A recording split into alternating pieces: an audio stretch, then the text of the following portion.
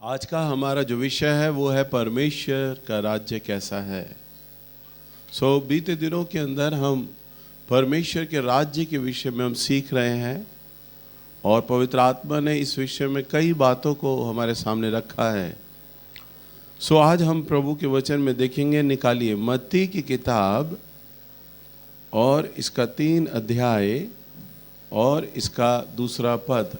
मन फिराओ क्योंकि स्वर्ग का राज्य निकट आ गया है। बस यहाँ पर हम देखते हैं यूहन्ना बपतिस्मा देने वाला, वो यूहन्ना बपतिस्मा देने वाला जिसने प्रभु यीशु मसीह का बपतिस्मा किया, और वो बोलता है, प्रभु की घोषणा कर रहा है प्रभु यीशु मसीह के आने से पहले, क्योंकि जब प्रभु का उसने बपतिस्मा दिया उसके पास एक ही संदेश था, एक ही प्रचार था। और क्या प्रचार था? मन फिराओ क्योंकि परमेश्वर का राज्य आ गया है। क्या कहता है वो? मन फिराओ क्योंकि परमेश्वर का राज्य आ गया है। बीते दिनों में मैंने आपको बताया था, प्रभु यीशु मसीह ने बोला, देखो कोई तुम्हें भरमाने ना पाए कि देखो यहाँ पर परमेश्वर का राज्य है या वहाँ है, क्योंकि परमेश्वर का राज्य किसी स्थान या वस्तु में नहीं होता, वरन परमेश्वर का राज्य हमारे बीच में है। हमारे बीच का मतलब वह हमारे भीतर है। हालेलुया, वह हमारे भीतर है। प्रभु और कहीं नहीं है, ये याद रखिएगा। प्रभु का आत्मा तुम में वास करता है, हम में वास करता है।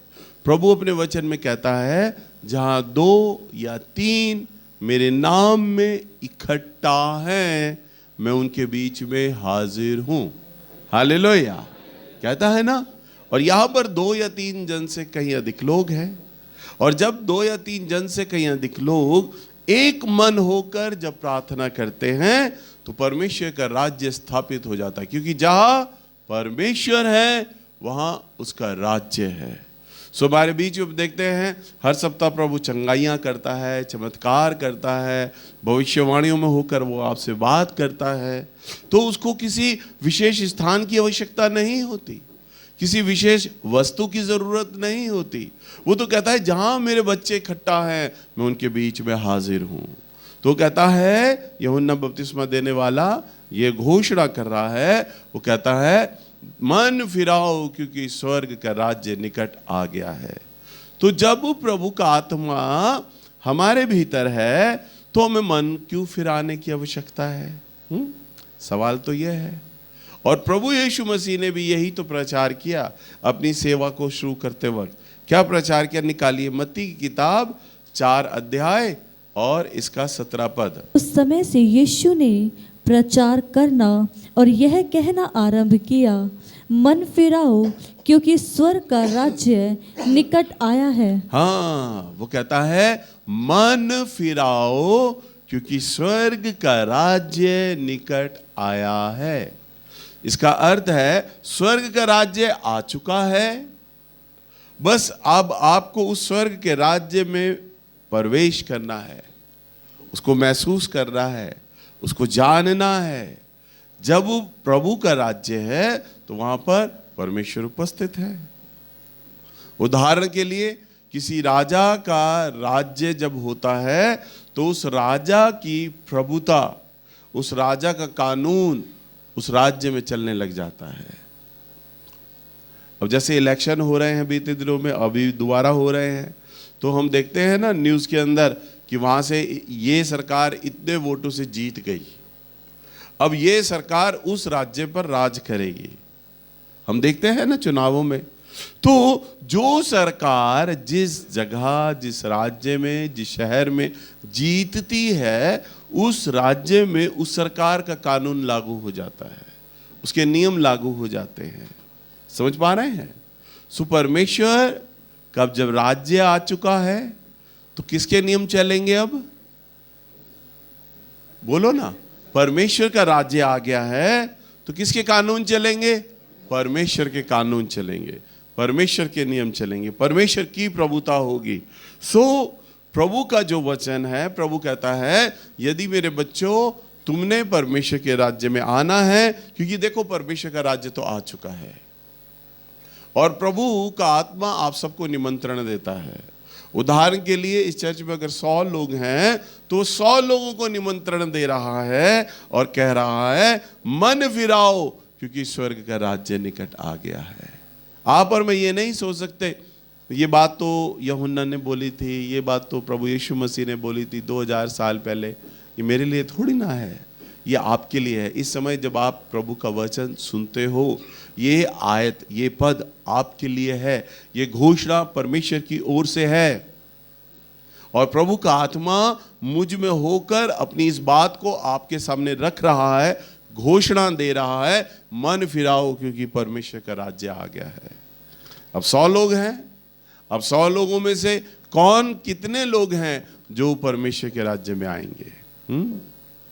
और परमेश्वर के राज्य में केवल वो आएगा, पहला कंडीशन, जो मन फिराएगा, जो मन, बोलिए मन फिराना, मन फिराना। मन फिराने का मतलब क्या है? जो पाप आप कर रहे थे, जो गलतियां आप कर रहे थे, उसे छोड़ देना। केवल परमेश्वर की आत्मा के सामने प्रार्थना करके मानना ही काफी नहीं है, बल्कि उस गलती को उसी दिन छोड़ देना। कई लोग प्रभु के आगे बोलते हैं, प्रभु आप मुझे बदलिए बदलिए बदलिए। प्रभु क्यों बदलेगा? प्रभु तो आपको सामर्थ्य देगा, आपको बदलना है। तभी तो पौलुस कहता है मैं अपनी देह को मारता कूटता और वश में लाता हूं, अपने आप को कंट्रोल करता हूं, नियंत्रण करता हूं। कई बार मेरे सामने लोग आते हैं, मैं उनको कहता हूं देखो तुम्हारी ये गलती इतने दिनों से मैं देख रहा हूं, भैया मैं प्रार्थना कर रहा हूं, मैं छोड़ रहा हूं इसको। अब कब छोड़ रहा है? गलती धीरे धीरे नहीं छोड़ी जाती, उसी वक्त छोड़ी जाती है। हम बाइबल के अंदर, पौलुस एक प्रभु का दास है, भक्त है, जिसने 13 किताबें लिखी हैं और उसकी 13 किताबों के अंदर पहले उसका नाम शाऊल था। क्या नाम था? शाऊल था। और उसका एक ही उद्देश्य था कि जो भी मसीही लोग थे, क्योंकि प्रभु यीशु मसीह के जाने के बाद 50 साल बाद शाऊल की एंट्री होती है, तब तक चर्च बनने लग गए थे, प्रेरित काम करने लग गए थे, प्रचार कर रहे थे। अब उसका यह उद्देश्य था कि मसीही लोग बहुत तेजी से फैल रहे हैं और पूरे जगत में मसीही लोग बड़ी तेजी से फैल रहे थे। आज भ्रांतियां हैं, आज लोगों को उल्टा सीधा न्यूज में बताते हैं, दिखाते हैं कि जो क्रिश्चियन लोग हैं गरीब लोगों को बहला लेते हैं, फुसला लेते हैं। आपको कौन बहका रहा है बताओ? क्या आपको बुद्धि नहीं है? आप खाना नहीं खाते? आप क्या बेवकूफ हैं? आप में अक्ल नहीं है? आप यहाँ बैठे हैं तो हर एक बात को सुन रहे हैं, देख रहे हैं, परख रहे हैं। मैं आपको क्या बार बार बोलता हूँ, आपके हाथों में बाइबल होना चाहिए, परमेश्वर का वचन होना चाहिए। क्यों? मैं यहाँ पर जो बताऊँ ना, उसे आप भी पढ़ो, उसे आप भी जानो। भैया कितना सही बता रहे हैं, क्या ये बात लिखा है या नहीं? कहीं भैया अपने मन से तो नहीं कह रहे। आजकल के बाबा या कथावाचकों की तरह नहीं, जितने भी लोग जाते हैं उनके हाथ में कोई किताब नहीं होती, बस वो कथावाचक जो बोल दे वो उनके लिए पत्थर का लकीर हो जाता है। जिस बाबा ने जो बोल दिया वो उनके लिए पत्थर का लकीर हो जाता है, क्योंकि लोग अपने आप को कुछ खोजते नहीं हैं, कुछ ढूंढते नहीं हैं। और मैं आपको क्यों जोर देता हूं, अगर आप प्रभु के भवन में आ रहे हैं तो आप परमेश्वर का वचन खरीदें, उसे पढ़ें, उसे जानें, उसे सीखें। हालेलुया, खुद जानें। तो यहां पर प्रभु का वचन क्या कहता है कि जब प्रभु कहता है मन फिराओ क्योंकि परमेश्वर का राज्य निकट आ गया है, तो निकट आने का मतलब है कि वो आपके बीच में है, बस आपको मन फिराना है, आपको मन फिराना है, आपको अपनी गलतियां छोड़ देनी है। पौलुस प्रभु का दास जब मसीह लोगों को सताता था तो राजा से आदेश पाकर वो सताने के लिए जाता था। सताया आज भी जाता है, पहले भी सताया जाता था मसीही लोगों को, पर मसीही लोगों के साथ प्रभु का आत्मा है। हालेलुया। कौन है? अब कई लोग बोलते हैं ना, जी चर्च में जाओ तो पैसा मिलता है। आपको आज तक पैसा मिला? मैंने दिया किसी को 1 रुपया भी? उल्टा ले लिया जाता है। हालेलुया। तो पैसा कहीं भी कोई पादरी नहीं देता। आप किसी भी चर्च में जाइए, कोई पादरी नहीं देता। वो पादरी बेचारे खुद घर के किराए पे रह रहे होते हैं, किराए का चर्च लगा रहे होते हैं, और लोग क्या बोलते हैं, तुम्हें तो 5 लाख रुपया मिलता होगा, तुम्हें तो 2 लाख रुपया मिला होगा। अगर वो सबको 2-2, 5-5 लाख बांटने लगे तो इसका मतलब मैं समझता हूँ अरबपति है वो तो पादरी। हालेलुया। परंतु मसीह लोगों के पीछे क्या राज है जो बढ़ रहे हैं? मसीह लोगों के पीछे परमेश्वर का आत्मा है, वह फैला रहा है। 2000 साल पहले पौलुस का भी ये उद्देश्य था कि जितने भी चर्च है बंद किए जाएं, मारा जाए, और वो मसीह लोगों को सताता था, पीटता था। और एक बार वो घोड़े पे जा रहा होता है दमिश्क की तरफ, तब प्रभु यीशु मसीह उसे दर्शन देते हैं, और प्रभु यीशु मसीह कहते हैं, शाऊल शाऊल तू मुझे क्यों सताता है? वो कहता है, प्रभु मैं आपको नहीं सताता। वो तो भक्ति कर रहा था, वो तो पुराने नियम को मान रहा था, पुराने नियम को जानता था। आपके पास बाइबल में 2 नियम है ना, पुराना नियम और नया नियम। वो तो पुराना नियम पढ़ता था। वो तो कहता है, प्रभु मैं तो आपकी भक्ति करता हूँ, जो आपके नाम को गलत ठहरा रहे हैं मैं उन्हें मारता हूँ, पीटता हूँ, उन्हें तो जेलों में डाल रहा हूँ। प्रभु कहता है, मैं प्रभु यीशु मसीह हूँ, तेरा चलना तलवार पे चलने के समान है, तू मेरे लोगों को सता रहा है। तब वो पौलुस प्रभु के आगे दंडवत करता है, क्षमा मांगता है, और बदल जाता है। और क्या होता है? बदल जाता है। घोड़े से गिरता है, प्रभु के पैरों पे गिरता है, और उसी घड़ी बदल जाता है।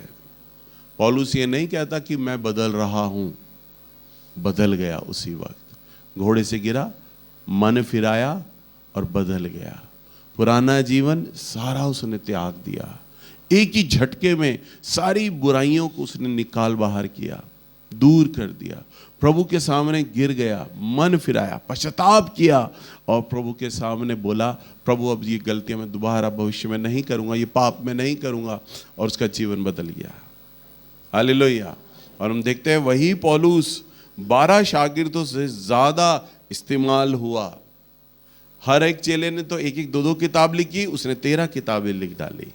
सबसे ज्यादा यात्राएं पौलुस ने की। क्यों? उसने गिरते ही मन फिराया। हालेलुया। स्वर्ग का राज्य आपके लिए भी है। यहां उदाहरण के लिए अगर 100 लोग हैं तो 100 लोगों को प्रभु बोलता है, कौन है जो तुम में से मन फिराएगा? अगर हम एक और उदाहरण को देखें, यहां पर देखेंगे यूहन्ना की किताब, इसका 3रा अध्याय और इसका 1 पद। यह बहुत ही सुंदर एक घटना है। फरीसियों में निकोदेमुस नामक एक मनुष्य था जो यहूदियों का सरदार था। उसने रात को यीशु के पास आकर उससे कहा, हे रब्बी, हम जानते हैं कि तू परमेश्वर की ओर से गुरु होकर आया है, क्योंकि कोई इन चिन्हों को जो तू दिखाता है, यदि परमेश्वर उसके साथ ना हो तो नहीं दिखा सकता। हाँ, यहां पर क्या हुआ? लिखा है, फरीसियों में से निकोदेमुस नामक एक मनुष्य था जो यहूदियों का सरदार था। वो निकोदेमुस जो था वो गुरुओं का गुरु था, मुखिया था यहूदियों का। राजा तक निकोदेमुस की बात मानता था। पर राजा और जितने भी फरीसी थे ना, वो प्रभु यीशु मसीह के विरोध में थे, एंटी थे उसके। और निकोदेमुस जो था प्रभु यीशु मसीह का विरोधी तो था, परंतु वो परमेश्वर को खोज रहा था। क्या कर रहा था? प्रभु को खोज रहा था। मंजिल सही थी, परंतु रास्ता उसका गलत था। प्रभु के लिए वो प्यासा था, धर्मी आदमी था, डर मानता था। अभी परसों मैं एक पिक्चर देख रहा था निकोदेमुस को लेकर, प्रभु यीशु मसीह के साथ। तो उस पिक्चर में यही दिखाया, निकोदेमुस जो था बहुत धर्मी था, परमेश्वर का डर मानने वाला व्यक्ति था। और उसने एक औरत जो मरियम मगदलीनी थी, उससे वो संपर्क करता है। पहले मरियम के पास जाता है, मरियम पे दुष्ट आत्मा होता है, और निकोदेमुस जाता है। निकोदेमुस को बताया जाता है एक यहूदी लड़की है, उस पे दुष्ट आत्मा है, चलिए आप निकालिए। वो पुराना नियम लेके जाता है, पुराने नियम के पद बोलता है, प्रार्थना करता है, पर वो दुष्ट आत्मा नहीं निकलती। और वो दुष्ट आत्मा इतनी जटिल होती है, मरियम मगदलीनी के ऊपर वो सामान फेंक फेंक कर मारती है और निकोदेमुस वहां से भाग खड़ा होता है। परंतु थोड़े ही दिन के बाद जब प्रभु यीशु मसीह मरियम मगदलीनी से मिलते हैं तो तुरंत उसे छुटकारा दे देते हैं दुष्ट आत्मा से। हालेलुया। एक बार राह चलते वक्त जब प्रभु यीशु मसीह निकोदेमुस जा रहा होता है तब मरियम मगदलीनी मिलती है प्रभु यीशु मसीह को, और ये बातें बाइबल में नहीं लिखी परंतु बाइबल से अलग हटके चीजें लिखी हैं। कैसा वो बैकग्राउंड था, कैसे वो सारी चीजें थी। तब वो मरियम मगदलीनी से पूछता है कि तू वही औरत है ना जिसपे दुष्ट आत्मा थी? वो कहता हाँ। वो कहती तू कैसे छुटकारा पा गई? क्योंकि मैं तेरे घर आया था तेरी दुष्ट आत्मा उतारने के लिए। मरियम मगदलीनी पे दुष्ट आत्मा होता उस वक्त, तो कहती है मैंने आपको पहचाना नहीं, आप कब आए? वो कहती है नहीं, मैं आया था तेरे घर, तूने सामान फेंका, तेरे ऊपर तो बहुत भारी दुष्ट आत्मा थी, तो कैसे छुटकारा पा गई? क्योंकि मैं तो यहूदियों को सरदार हूं, एक पवित्र जन हूं, धर्मी आदमी हूं, मैं तो प्रभु के नियमों को बड़ा कड़ाई से मानता हूं। जब मेरी प्रार्थनाओं से ये दुष्ट आत्मा नहीं गई, मैं अचरज में पड़ गया हूं, कौन है मेरे अलावा इस इस्राएल में जिसने तेरी दुष्ट आत्मा को निकाल दिया? तब मरियम मगदलीनी कहती है वो मसीह है, वो इतना पवित्र जन है, मैं उसका नाम अपने मुंह पे नहीं ला सकती, और उसने मुझे छुटकारा दिया। तब से निकोदेमुस के मन में ये होड़ आ गई, ये प्यास आ गई, मुझे मसीह से मिलना है, प्रभु यीशु से मिलना है। और फिर उसने मसीह के चमत्कारों के बारे में सुनना शुरू कर दिया। फलानी जगह उसने लंगड़े को चलाया, फलानी जगह अंधों को आंखें दी। वो निकोदेमुस जा जाकर वहां खोजबीन करता, सच में लंगड़ा था, सच में इस परिवार से मिला, सच में लंगड़ा हुआ करता था, क्या इसकी बीमारी क्या हिस्ट्री थी, किस कुल का आदमी था, कैसे ये अंधा ठीक हो गया। सारे चमत्कारों की खोजबीन करता, बीमारों को देखता, जांचता, परिवार से पूछता, पड़ोसियों से पूछता, तब जाके वो इस रिजल्ट पे पहुंचा, सच में प्रभु यीशु मसीह चमत्कार कर रहा है, इसके साथ परमेश्वर है। कहता है मन में अपने जान लेता है, क्योंकि इन चिन्हों को लिखा है। प्रभु यीशु मसीह से कहता है दूसरे पद में, उसने रात को यीशु के पास आकर उससे कहा, हे रब्बी, हम जानते हैं कि तू परमेश्वर की ओर से गुरु होकर आया है। बताओ, राजा को सिखाने वाला, तमाम याजकों को सिखाने वाला, फरीसियों को सिखाने वाला, गुरुओं का गुरु निकोदेमुस प्रभु यीशु मसीह को रब्बी बोलता है। इस्राएली लोग गुरु को रब्बी बोलते हैं, तो वो निकोदेमुस प्रभु यीशु मसीह को अपना रब्बी मानता है। कहता है हम जानते हैं तू परमेश्वर की ओर से आया है, क्योंकि जो चिन्ह तू दिखाता है, तू लंगड़ों को चलाता है, तू दुष्ट आत्माओं को निकालता है, तू अंधों को आंखें देता है, तो जो चिन्ह तू दिखाता है, यदि परमेश्वर तेरे साथ ना हो तो तू नहीं दिखा सकता। यदि परमेश्वर तेरे, बोलिए ना, यदि परमेश्वर तेरे साथ ना हो तो ये चिन्ह तू नहीं दिखा सकता। 4 पद। यीशु ने उसको उत्तर दिया, मैं तुझसे सच सच कहता हूँ, यदि कोई नए सिरे से ना जन्मे तो परमेश्वर का राज्य देख नहीं सकता। हाँ, निकोदेमुस क्या बातें कर रहा है? तेरे पास तो चमत्कार करता है, तू सामर्थ है तेरे पास, मैं विश्वास करता हूं प्रभु का आत्मा है, क्योंकि अगर प्रभु का आत्मा तेरे संग नहीं होता तो ये चमत्कार नहीं कर सकता था। प्रभु यीशु मसीह ने उसकी बात का उत्तर उसे क्या दिया?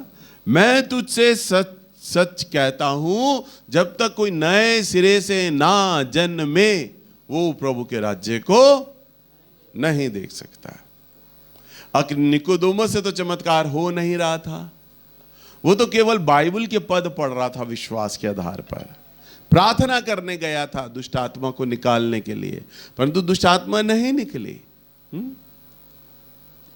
बाइबल पढ़ रहा है, वही बाइबल जो परमेश्वर का वचन है, प्रार्थना कर रहा है, परंतु चमत्कार नहीं हो रहा। चमत्कार तो प्रभु यीशु से हो रहा है। वो इसी बात का अचरज कर रहा है। और प्रभु यीशु मसीह से बोलते हैं, मैं तुझसे सच सच कहता हूं, जब तक नए सिरे से ना जन्मे कोई प्रभु के राज्य को नहीं देख सकता। निकोदेमुस ने प्रभु यीशु मसीह से कहा, नए सिरे से जन्म लेना यानी दूसरा जन्म? प्रभु ने कहा हाँ। अब वो सोचने लग गया, क्योंकि वो बूढ़ा था। वो कहता है मेरी मां मर चुकी है, जिस मां के गर्भ से मैंने जन्म लिया वो मां मर गई है। फिर वो 4 पद में उसे बोलता है प्रभु यीशु मसीह को, निकोदेमुस ने उससे कहा, मनुष्य जब बूढ़ा हो गया तो कैसे जन्म ले सकता है? क्या वह अपनी माता के गर्भ में दूसरी बार प्रवेश करके जन्म ले सकता है? यीशु ने उत्तर, अब निकोदेमुस क्या विचार कर रहा है, मैं तो 70 साल का बूढ़ा आदमी हूं, जिस मां ने मुझे जन्म दिया वो मर गई। वो कहता है तू तो बोल रहा है नए सिरे से जन्म लेना है, अब मैं कैसे जन्म लूं?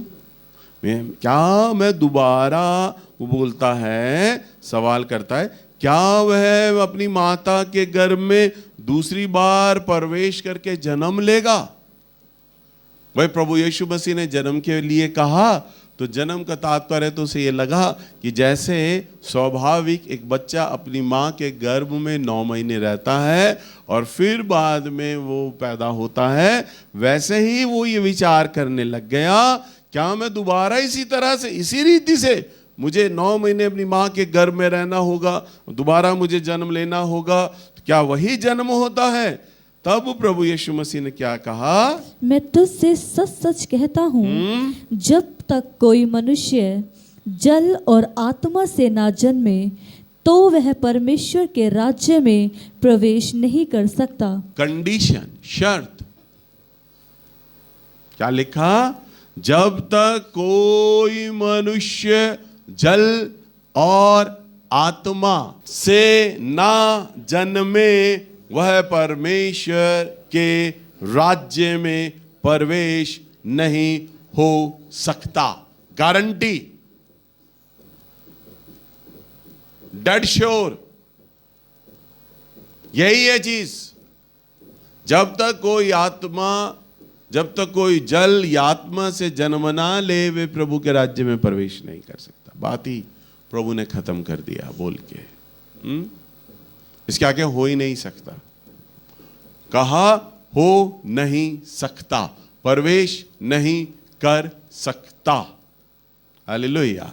और प्रभु अपने वचन में क्या बोलता है, जो परमेश्वर के राज्य में वो प्रवेश कर सकता है जो नए सिरे से जन्मे, यानी मन फिराना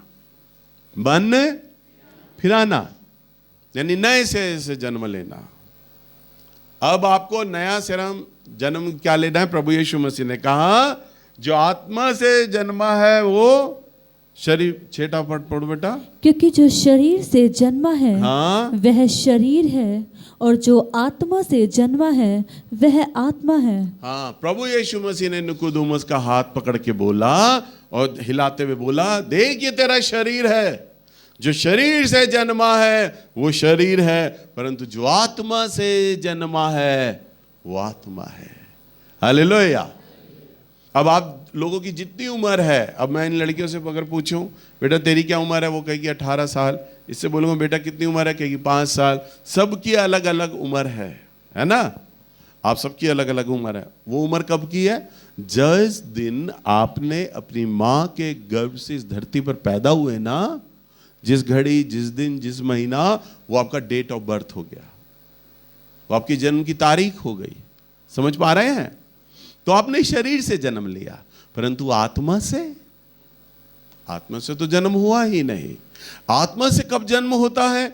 जब परमेश्वर के सामने आप अपने सारे अपराधों को मान लेते हैं, और मानना ही काफी नहीं बल्कि उन्हें छोड़ देते हैं। प्रभु यीशु मसीह ने कहा, जो किसान हल पर हाथ रखकर पीछे मुड़कर देखे वो मेरे राज्य के योग्य नहीं। अब किसान क्या करता है? जब खेत पे जुताई करता है ना, तो हल पर हाथ रखता है और वो आगे ही आगे चलता है, पीछे नहीं मुड़ता। तो परमेश्वर के राज्य के लिए आज इस घड़ी, इस दिन जब आप आए हैं और प्रभु का वचन जब आप सुन रहे हैं ना, तो परमेश्वर का आत्मा आपसे कह रहा है कि बेटा आज ही तुम्हें सारी गलतियां छोड़नी है, आज ही तुम्हें सारे अपराध छोड़ने हैं। कौन से अपराध? जिन्हें आप जानते हैं, जिन्हें आप जानते हैं। पहला स्टेप, पहला कदम तो यही करो, जो बातें आपके विवेक में हैं, आपको मालूम है मैं करता हूं ये चीजें, मैं झूठ बोलता हूं, मैं गुस्सा करता हूं, मैं सिगरेट पीता हूं, मैं शराब पीता हूं, मैं तंबाकू खाता हूं, मैं ये नशा करता हूं, मैं ये चीजें करता हूं। जो जो चीजें आपके अंदर बुराइयां हैं आप जानते हैं, प्रभु की आत्मा ने आपको विवेक दिया है, आप जानते हैं। और जो गलतियां आप जानते हैं ना, आज पश्चाताप करें और उन्हें छोड़ दें।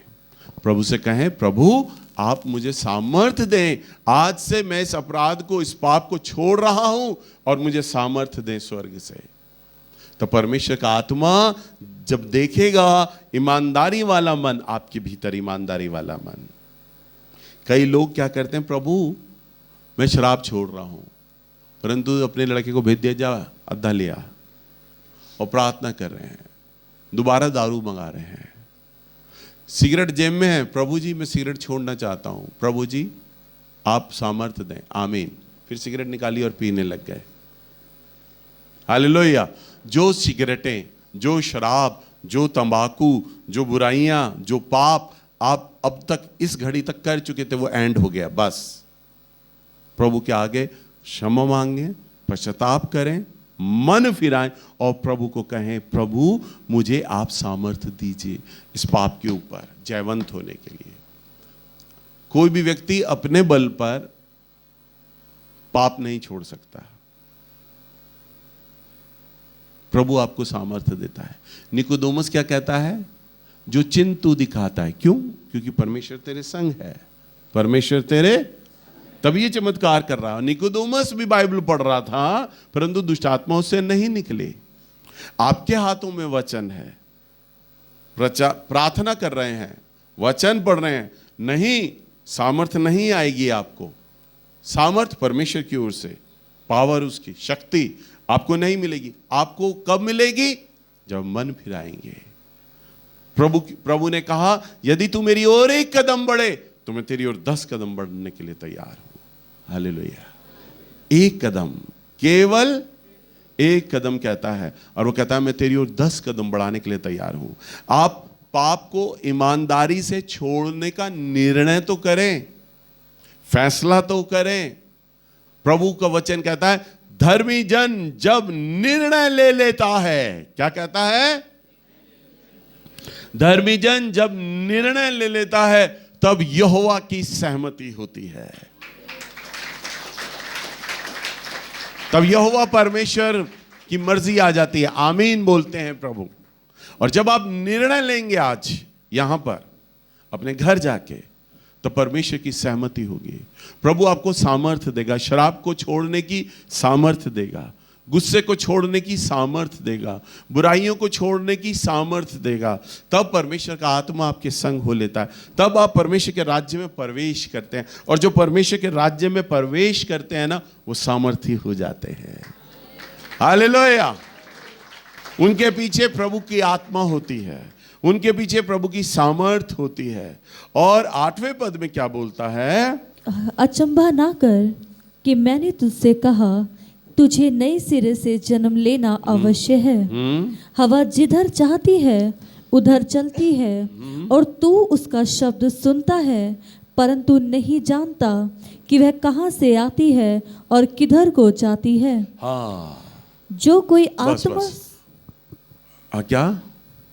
जो कोई आत्मा से जन्मा है वह ऐसा ही है। हाँ, जो आत्मा से जन्मा है वो ऐसा ही है। आत्मा आपको दिखाई देती है? बताओ, देखा? नहीं देखा। परंतु क्या कहता है प्रभु? जो आत्मा से जन्मा है वो ऐसा ही है, दिखता नहीं है।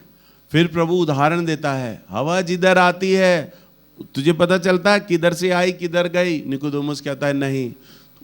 प्रभु यीशु मसीह निकोदेमुस से सवाल करते हैं, तू हवा को कैसे महसूस करता है? वो कहता है जब मैं मैदान में होता हूँ, तेज हवा का झोंका मेरे कानों के पीछे से आता है और आगे निकल जाता है। हवा की एक सनसनाहट मेरे कानों को छूती हुई जाती है, मुझे उसकी आवाज महसूस होती है। प्रभु यीशु मसीह कहते हैं तू उसका शब्द सुनता है, परंतु ये नहीं मालूम किधर से आ रही है और किधर जा रही है, और ना उसे तू देख पाता और ना उसे। हवा के बारे में हमें सब पता है। हम बाहर निकलते हैं, हम बाहर निकलते कहते हैं आज हवा नहीं चल रही, बोलते हैं ना। कैसे? क्या हमें दिखाई दे रही है? नहीं, हम महसूस करते हैं। हम क्या करते हैं? आत्मा भी ऐसे ही है। जब आप प्रभु के राज्य में जिस दिन एंटर करेंगे ना, पश्चाताप करके, आप महसूस कर जाएंगे आप प्रभु के राज्य में आ गए हैं। हालेलुया, आप प्रभु के राज्य में आ गए हैं। आप उसी घड़ी, उसी दिन अपने बंद कमरे में किवाड़ बंद करें, प्रार्थना करें ईमानदारी से। जिसका मन है वो अभी भी कर सकता है, घर जाके कर सकता है, किवाड़ बंद करके ईमानदारी से प्रभु के आगे अपनी गलतियां मानिए और पश्चाताप करिए और उसे करना छोड़ दीजिए। और जब आप ये निर्णय लेते हैं तो परमेश्वर आपकी प्रार्थना को सुनेगा, आपको सामर्थ्य देगा, और जैसे वो सामर्थ्य देगा ना, हवा के समान होगी, आपको महसूस होगी मुझे मिल गई है सामर्थ्य। हालेलुया। अब शराब पीने का मन नहीं करेगा, अब बुराइयों की ओर जाने का मन नहीं करेगा, अब तमाम चीजें आपके जीवन से जाने लग जाएंगी। आप प्रभु की सामर्थ्य को महसूस करेंगे। किसको महसूस करेंगे? सामर्थ को। और आप परमेश्वर के राज्य में प्रवेश कर चुके हैं, और जब परमेश्वर के राज्य में आप प्रवेश कर चुके हैं ना, तो आप दुष्ट आत्मा निकाल सकते हैं। हालेलुया। आप बीमारों पर हाथ रख सकते हैं और बीमार लोग चंगे हो सकते हैं। मरकुस की किताब निकालो बेटा, इसका 16 अध्याय और इसका 17 पद। विश्वास सुनो वचन में क्या लिखा? विश्वास करने वालों में ये चिन्ह होंगे। कौन से लोग विश्वास करने वाले? जो परमेश्वर के राज्य में आ गए हैं। जो, अब सुनिए ध्यान से, जो पैदा होता है उसी की गिनती होती है। एक औरत है, गर्भवती है, 9 महीने है गर्भ के उसके, पर उसके बाद 2 बच्चे हैं। उस बहन से पूछो तेरे कितने बच्चे हैं, तो वो क्या जवाब देगी? क्या जवाब देगी? बोलो। 2। पर जो पैदा होने वाला है उसकी अभी गिनती नहीं, पर 2 दिन बाद वो बच्चा पैदा हो जाता है। अब उससे पूछो तेरे कितने बच्चे हैं? 3। यानी जो बच्चा पैदा हुआ उसको आप ध्यान देते हैं, उसका स्कूल का एडमिशन कराएंगे, उसके लिए दवाई का खर्चा लाएंगे, उसके लिए कपड़ा लत्ता खरीदेंगे। ऐसे ही होगा ना जो बच्चा पैदा हो गया है। अब ध्यान से सुनना, परमेश्वर भी ऐसा ही है। प्रभु आत्मा है, और जो आत्मा से पैदा होते हैं ना, उनकी वो चिंता करता है, क्योंकि वो उसके लिए पैदा हो गए हैं। और जो पैदा नहीं हुए ना, उसकी वो चिंता नहीं करता। तभी तो आपके जीवन में समस्याएं हैं, गरीबी है, अभाव है धन का, क्योंकि आप प्रभु की दृष्टि में पैदा ही नहीं हुए। बात बड़ी अटपटी लगेगी, आपको पचेगी नहीं है, पर ये वास्तविक है। हालेलुया। यूं तो कहने वाले सभी लोग बोलेंगे, रिक्शा चलाने वाला जा रहा होगा, शराबी आदमी होगा, वो धुत होगा, वो कहेगा मैं भी परमात्मा का हूं, पर परमात्मा का नहीं है, उसके कहने से नहीं होने वाला। जब वो पाप से मन फिराएगा और आत्मा से जन्म लेगा, तब प्रभु की दृष्टि में वो पैदा हो गया है, और तब प्रभु से अपनी औलाद बनाएगा। तब परमेश्वर उसे अपनी औलाद बनाएगा। आप प्रभु के राज्य में जो प्रवेश करते हैं, और जो प्रवेश करते हैं ना, वही विश्वास करते हैं। और लिखा है जो विश्वास करेगा उसमें ये चिन्ह होगा कि वे मेरे नाम से दुष्टात्माओं को निकालेंगे। क्या करेंगे वो लोग? निकोदेमुस पहले दुष्टात्मा नहीं निकाल पाया, बाइबल लेके गया था वचन पढ़ने बोलने, पर दुष्टात्मा नहीं निकाल पाया। क्यों? क्योंकि प्रभु का आत्मा उसके संग नहीं था। क्यों प्रभु का आत्मा उसके संग नहीं था? क्योंकि उसने नए सिरे से जन्म नहीं लिया था, परमेश्वर के राज्य में आया ही नहीं था, इसलिए वो नहीं निकाल पाया। हालेलुया। तभी तो प्रभु से बोलते हैं जो शरीर से जन्मा है वो शरीर है, जो आत्मा से जन्मा है वो आत्मा है। हालेलुया। अगर आप प्रभु के आगे अपने अपराधों को स्वीकार करते हैं और उन्हें करना छोड़ देते हैं, तो आप मुझे कहेंगे ना भैया जी आज मैं प्रार्थना करूंगा बीमार लोगों के लिए, आप यहाँ माइक आ जाए, मुझे माइक देने में आपको देरी नहीं लगेगी, मैं आपको माइक दे दूंगा और आपकी प्रार्थना से बीमार लोग चंगे हो जाएंगे। हालेलुया। क्योंकि प्रभु आपके संग होगा, उसका कंडीशन है मेरे राज्य में वो आएगा जो पश्चाताप करेगा, जो पश्चाताप करेगा। और क्या कहता है? वे नई नई भाषा बोलेंगे। वे नई नई भाषा बोलेंगे, यानी अन्य भाषा बोलेंगे। वो फ्रेंच, इंग्लिश, चाइनीज, जर्मनी नहीं बोलेंगे, वो नई नई भाषा बोलेंगे, यानी स्वर्गीय भाषा। कौन सी भाषा? देखो कितना अच्छा चिन्ह है ये, स्वर्गीय भाषा। आप जिस राज्य के हो उस राज्य, अब यहाँ पे जो बिहारी लोग होंगे वो बिहार की भाषा बोलेंगे, अब जो बंगाली हैं वो बंगाल की बोलेंगे। हालेलुया। तो जिस राज्य का जो है वो वहाँ की भाषा बोलेगा ना। तो आप आत्मिक जन हो गए, आत्मा के पाए हुए, तो आप कौन सी भाषा बोल सकते हैं? स्वर्ग की, जो परमेश्वर अपने दूतों के साथ बातें करता है। वो हिंदी में नहीं बोलता, इंग्लिश में नहीं बोलता, वहाँ की भाषा अलग है। आप पृथ्वी पर होके वहाँ की भाषा बोलने लग जाते हैं। ये वरदान है ये। हालेलुया। अगर आप भी पश्चाताप करेंगे तो आपको अन्य भाषा मिल सकता है। समय नहीं है, नहीं तो मैं आपके लिए प्रार्थना करता, आप इनसे बहुत सारे लोग बोलने लग जाते। हालेलुया। परंतु कैसे? आप जब स्वर्ग में प्रवेश करते हैं तो प्रभु आपको वह भाषा देता है। हालेलुया। ये वो चिन्ह है कि आप उसकी औलाद हो गए हो। हाँ, और सांपों को उठा लेंगे। सांपों को उठा लेंगे। अब आपको किसी जानवर से घबराने या डरने की जरूरत नहीं है, खतरे से डरने की जरूरत नहीं है, क्योंकि प्रभु आपके संग है। हाँ? और यदि वे प्राणनाशक वस्तु भी पी जाएं, तो भी उनकी कुछ हानि ना होगी। यदि वो प्राणनाशक वस्तु खा पी जाएं तो भी उनकी कुछ हानि ना होगी।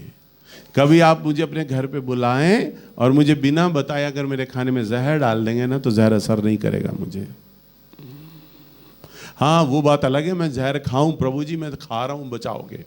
तो प्रभु कहेगा अब नहीं बचाऊंगा, क्योंकि तू जानता है, तू मुझे परख रहा है। हाँ, कोई अनजाने में मुझे जहर खिलाए या कोई ऐसी चीज, दवाई डॉक्टर ऐसी दे दे, तो वो मेरे को नुकसान नहीं करेगी।